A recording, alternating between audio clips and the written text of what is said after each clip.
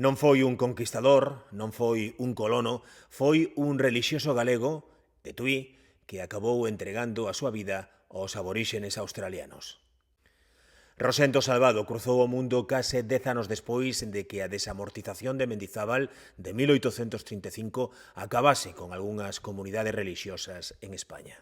Tras 113 días de penosa viaxe, xunto ao recén nombrado bispo de Perth, Rosendo chegou a Australia en xaneiro de 1846.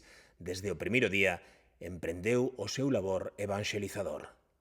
Onde outros vían salvaxes, el vía persoas, falou con eles na súa lingua, defendeunos cando ninguén o facía e fundou a única cidade mosteiro do país, na zona central, Nova Nursia, na honra do fundador da orde benedictina a que pertencía, Benito de Nursia. Mentres en Europa empezaba a falarse de supremacías, el escribiu unha frase impensable daquela: só existe unha raza, a raza humana. E sí, foi el quen enviou a Galicia as primeiras sementes de eucalipto. De convertelo nunha praga ocupáronse outros.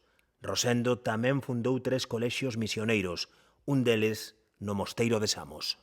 Rosendo morreu en Roma o 29 de decembro de 1900, despois de 50 anos de labor infatigable en Australia.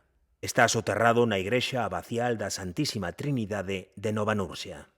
Rosendo Salvado foi un galego visionario que defendeu a idea de que este planeta non entende ou non debería entender de fronteiras.